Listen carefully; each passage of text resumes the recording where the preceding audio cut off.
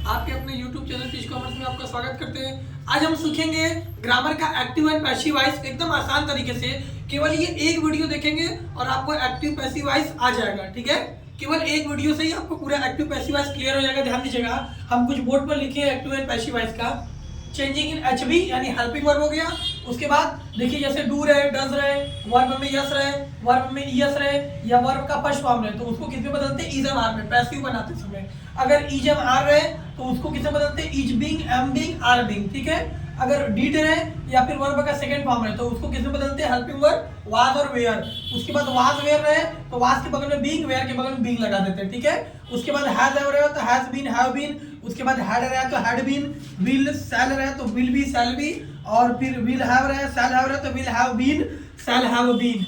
यहाँ लिख देंगे बीन, विल हैव बीन और शैल हैव बीन। ठीक है, अब ध्यान दीजिएगा, आई का बाई मी करते हैं, वी का बाई अस, यू का बाई यू, ही का बाई हिम, सी का बाई हर, इट का बाई इट और दे का बाई देम। ठीक है, अब हम एक क्वेश्चन लेते हैं, फर्स्ट फर्स्ट पे एक एक क्वेश्चन लेके समझते हैं, क्लियर हो जाएगा। ध्यान दीजिएगा, अगर बोलेगा आई राइट अ लेटर, ठीक है,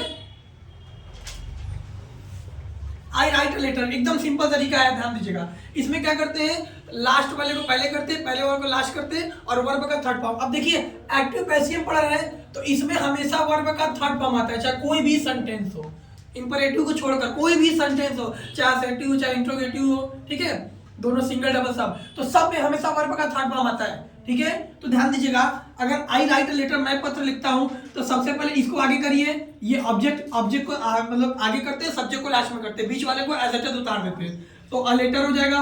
और जब आ गया तो अ लेटर इधर हो गया। अब बताएंगे ये राइट जो है वर्ब का फर्स्ट फॉर्म है। राइट कौन सा है? वर्ब का फर्स्ट फॉर्म। अगर वर्ब का फर्स्ट फॉर्म रहता है इज एम आर लगाते हैं तो अ लेटर है, एक पत्र है तो एक पत्र के साथ इज लगेगा क्योंकि इज लगता है सिंगुलर के साथ। ठीक है, उसके बाद आता है वर्ब का थर्ड फॉर्म। वर्ब क्या है? राइट। राइट का थर्ड फॉर्म क्या होता है? रिटेन। ये इसका वर्ब का थर्ड फॉर्म रिटेन कर दिए। उसके बाद आई का क्या बचा? चला जाएगा बाई मी। आई क्या हो गया? आई का बाई मी होता है। तो लास्ट को पहले करते हैं, पहले को लास्ट में बदलते हैं, बीच वाले को एज इट इज उतार देते हैं। ठीक है, बीच वाले को एज इट इज उतार देते हैं। एक क्वेश्चन और देखते हैं, एक क्वेश्चन और देखते हैं। Sita place cricket. देखिए सीता प्लेस क्रिकेट हो गया तो सबसे पहले क्रिकेट को आगे लाएंगे, क्रिकेट को आगे लाके अब हम ये समझेंगे कि ये है क्या, कि इसमें हेल्पिंग वर्ब कैसे बचाने। तो देखिए प्ले में क्या होता है? प्ले होता है, प्लेस तो होता नहीं है, तो प्ले में एस लगा है। तो यहाँ देखिए कहीं पर दिया है, हाँ वर्ब में एस दिया है, यानी वर्ब में एस लिखा है तो क्या लगाते हैं? Is am are. तो क्रिकेट अगर यहाँ लाएंगे तो क्रिकेट एक हो तो क्रिकेट के साथ इज लगेगा। उसके बाद प्ले का थर्ड फॉर्म क्या होता है? प्लेड हो गया। ठीक है, उसके बाद क्या बचा? अब सीता का बचा तो लास्ट में जाएगा तो भाई सीता होगा ना, बाई सीता। यहाँ पर आप लिख लीजिएगा, अगर किसी का नेम भी रहे तो उसको बाई नेम से करते हैं। ठीक है, बाई नेम से एज इट इज उतार देते हैं। ये आपका असर्टिव सेंटेंस है। ठीक है, अब हम आगे बताते हैं। अब हम देखते हैं आगे क्वेश्चन।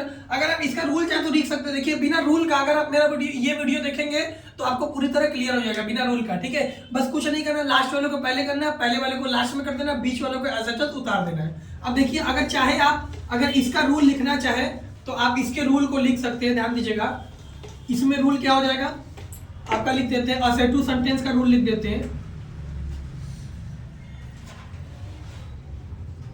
असर्टिव सेंटेंस का रूल क्या कहता है? ऑब्जेक्ट हो गया प्लस एचबी यानी हेल्पिंग वर्ब हो गया, उसके बाद प्लस वी3 यानी वर्ब का थर्ड फॉर्म हो गया, फिर उसके बाद प्लस अदर वर्ड हो गया, अदर वर्ड यानी जो बचे कुछ होते हैं, उसके बाद बाई सब्जेक्ट होता है। ये इसका रूल होता है। ठीक है, इस पे क्वेश्चन आ गए। देखिए वर्ब में यस हो गया, वर्ब का फर्स्ट फॉर्म हो गया, यस वाला भी एक क्वेश्चन देख लेते हैं, फिर डू डज वाला इंट्रोगेटिव में देख लेंगे ना। तो अगर देखते हैं कि ही गोस टू दिल्ली, देखिए वो दिल्ली जाता है तो इसमें क्या है? ऑब्जेक्ट क्या है? दिल्ली लास्ट में, तो दिल्ली को आगे लाएंगे। अब ध्यान दीजिएगा, ये गोस में ईएस लगा है ना, गो होता है, गो मतलब जाना, तो यहाँ पर ईएस लगा है, यानी देखिए वर्ब में ईएस लगा तो क्या लगाते हैं? इज एम आर लगाते हैं। तो दिल्ली एक होता है, दिल्ली के साथ इज लगेगा। उसके बाद ये एचबी हो गया, उसके बाद वी3 यानी वर्ब का थर्ड फॉर्म, गो है तो थर्ड फॉर्म क्या होता है? गॉन होता है। उसके बाद अदर वर्ड यानी टू हो गया बचा हुआ। उसके बाद क्या बचा? By subject. बाई सब्जेक्ट ही का क्या होता है? देखिए ही का बाई हिम होता है, तो यहाँ दिखा देंगे बाई हिम दिखा देंगे। ठीक है, और यहाँ से फुल स्टॉप कर देंगे। ठीक है, एक हम कुछ और सेंटेंस ले लेते हैं जो जिसमें आपको प्लूरल से भी याद हो जाएगा। अभी तक तो सब इज लगा है, कहीं कहीं एम और कहीं कहीं आर भी लग जाता है। ठीक है, एक आध क्वेश्चन ध्यान दीजिएगा, एक क्वेश्चन और हम देख लेते हैं।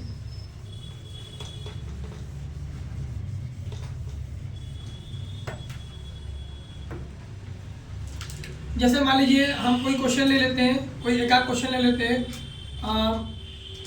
ही इट्स मैंगो, मैंगोस, ठीक है, या फिर बोलते ही इट्स मैंगो, ठीक है, वह खाता है मैंगो, यानी आम खाता है, वो बहुत सारे आम खाता है, ठीक है। ही इट्स मैंगो, वह आम खाता जाता है। तो मैंगोस को आगे लाएंगे MANGOES, मैंगोस बहुत सारे हो गए।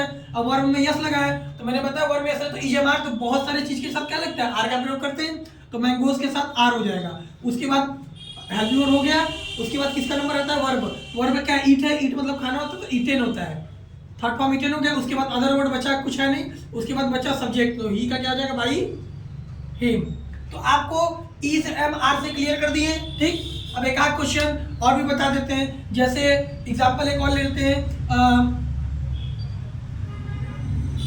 ही लव्स मी, ठीक है, ही लव्स मी, वो मुझसे प्यार करता है, ध्यान दीजिएगा, ही लव्स मी। तो अब देखिएगा, आप ये समझिएगा, जब आई को मी कर सकते हैं तो मी को हम क्या आई भी कर सकते हैं, ठीक है। तो यहाँ लास्ट में मी है, अगर मी को आगे लाएंगे तो मी के साथ क्या हो जाएगा, आई हो जाएगा। और आई के साथ देखिए, अब देखिए वर्ब में यस लगा है ना, लव्स, यानी वर्ब का फर्स्ट फॉर्म में यस लगा है तो इजमाल लगेगा। तो लव है तो या आई के साथ क्या लगता है, एम लगता है ना, क्योंकि अगर वर्ब में यस रहे तो इजमाल लगता है, तो आई के साथ एम लग गया। उसके बाद ये हो गया हेल्पिंग वर्ब। उसके बाद V3 यानी वर्ब का थर्ड फॉर्म, वर्ब का थर्ड फॉर्म लव है तो थर्ड फॉर्म क्या हो जाएगा, लव्ड हो जाएगा, ठीक है। उसके बाद क्या बचा, लव्ड हो गया, अदर वर्ड बचा नहीं, बाई सब्जेक्ट, ही का क्या होता है, बाई हिम, ठीक। तो पहला वाला क्लियर, तीनों हो गया, EMR से क्लियर हो गया। अब ये डू डज वाला जो क्वेश्चन है ना, वो हम इंट्रोगेटिव सेंटेंस में कराएंगे, ठीक है। तो पहले ये असेटिव में समझ लीजिए, सब समझा देते हैं, उसके बाद हम इंट्रोगेटिव में डू डज और डिड का क्वेश्चन कराते हैं, ठीक है। देखिएगा, अब देखते हैं क्या क्वेश्चन, और एक क्वेश्चन थोड़ा सा बड़ा लिए, देखिएगा, ध्यान दीजिएगा। The teacher taught her English. अब देखिए टॉट जो है वर्ब का सेकंड फॉर्म, ये देखिए वर्ब का सेकंड फॉर्म टॉट। अगर वर्ब का सेकंड फॉर्म में तो क्या लगाते हैं, वाज वेयर। अब वाज सिंगुलर के साथ लगता है, वेयर प्लूरल के साथ लगता है। तो इस सेंटेंस में या इस क्वेश्चन में देखेंगे तो ऑब्जेक्ट दो है, हर भी और इंग्लिश भी है। अब हर से भी बना सकते हैं और इंग्लिश से भी बना सकते हैं, और दो तरीके से बताते हैं, ध्यान दीजिएगा। अगर हर से बनाएंगे तो ध्यान दीजिएगा, अगर सी को हर करते हैं तो हर को क्या करते हैं, सी कर सकते हैं। अगर हर को आगे लाएंगे तो क्या हो जाएगा, सी हो जाएगा, क्या हो जाएगा यहाँ पर सी।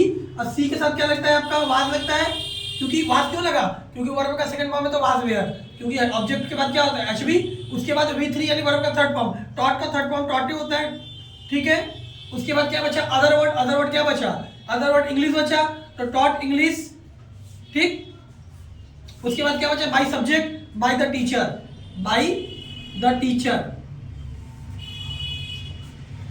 ठीक। अगर मान लीजिए इंग्लिश से बनाना चाहे तो इंग्लिश से भी, अगर इंग्लिश को आगे ला देते हैं तो इंग्लिश हो गया आपका, ये सब्जेक्ट हो गया, ऑब्जेक्ट हो गया। उसके बाद एचबी, एचबी यानी वर्ब का सेकंड फॉर्म में तो वाज वेयर आएगा, तो इंग्लिश एक ही हो तो वाज आ जाएगा, इंग्लिश वाज, यानी हेल्पिंग वर्ब भी हो गया। V3 यानी वर्ब का थर्ड फॉर्म, टॉट है तो थर्ड फॉर्म टॉट होता है, ठीक। अब क्या बचा, हर बच गया, तो हर अदर वर्ड उतार दीजिए, हर। उसके बाद क्या बचा, हर हो गया, अदर वर्ड हो गया। अब क्या बचा, द टीचर, तो यहां लिख देंगे by the teacher, her by the teacher. तो कोई दिक्कत नहीं, आप आसान तरीके से इस तरह भी क्वेश्चन कर सकते हैं। कभी कभी दो ऑब्जेक्ट आ जाता है, कोई दिक्कत नहीं, आप हर से भी बना सकते हैं और इंग्लिश से भी बना सकते हैं, बहुत ही आसान तरीके से। कुछ नहीं करना, बस थोड़ा सा ये चार्ट फॉर्म है, अगर आप इसको याद करें तो कोई दिक्कत नहीं। बस ये याद कर लीजिए, ऑब्जेक्ट के बाद वो हेल्पिंग वर्ब, फिर वर्ब का थर्ड फॉर्म, फिर जो बचा कुछ होता है और लास्ट में जाता है बाय सब्जेक्ट, ठीक है। बस इतना चीज करेंगे तो ये क्वेश्चन देखिए, ये क्वेश्चन था, मैंने इसको दो तरीके से करा दिया, ठीक है, एक ये और एक दो क्वेश्चन, ठीक है। तो अब हम एक आध क्वेश्चन वाज वेयर वाला भी देख लेते हैं, ठीक है, ध्यान दीजिएगा।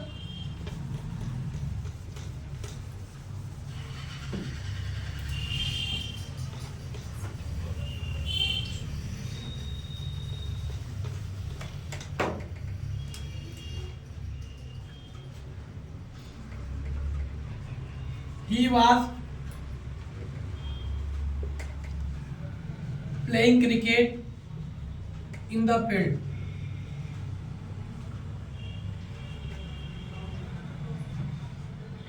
देखिए, ठीक है। अब ये क्वेश्चन को देखते हैं। अब देखते हैं क्वेश्चन, और मैंने लिख दिया he was playing cricket in the field, वो मैदान में क्रिकेट खेल रहा था, ठीक है, ध्यान दीजिएगा।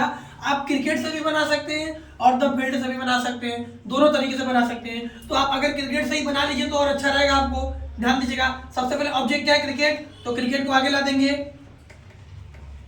अब देखिए वाज आ गया। अब ध्यान दीजिए, अगर वाज वेयर है तो क्या लगाते हैं, वाज बिंग वेयर बिंग, ठीक है। तो क्रिकेट के साथ क्या लगते हैं, वाज, तो वाज लगा के बिंग लगा दीजिए बगल में, बिंग हो गया यानी हेल्पिंग हो गया। उसके बाद क्या आता है, V3 यानी वर्ब का थर्ड फॉर्म। वर्ब का थर्ड फॉर्म क्या, प्ले है ना, प्लेइंग है। प्लेइंग का थर्ड फॉर्म क्या होता है, प्लेड, प्लेड हो गया। उसके बाद क्या बचा, other word, in the field बचा ना, तो इन द फील्ड उतार दीजिए, ये अदर वर्ड हो गया। उसके बाद क्या बचा, ध्यान दीजिएगा, ही बचा, यानी अदर वर्ड के बाद ही बचा, तो ही को लास्ट में ले जाके तो क्या हो जाएगा, बाई, क्या हो जाएगा, ही का बाई क्या होता है, हिम, बाई हिम। अगर ये दोनों चार्ट फॉर्म आपको क्लियर हो गया तो एक्टिव पैसिव एग्जाम में कोई भी आया क्वेश्चन कर लेंगे आसानी से। तो ये दो चार्ट फॉर्म अच्छे से तैयार कर लीजिएगा, ठीक है। तब तक और हम नेक्स्ट वीडियो में मिलेंगे। ये असेटिव सेंटेंस था या फिर इंट्रोगेटिव सेंटेंस का भी हम एकदम नेक्स्ट वीडियो में इंट्रोगेटिव सेंटेंस पढ़ाएंगे और इंपरेटिव। तब तक लाइक कीजिए, सब्सक्राइब कीजिए, थैंक्स।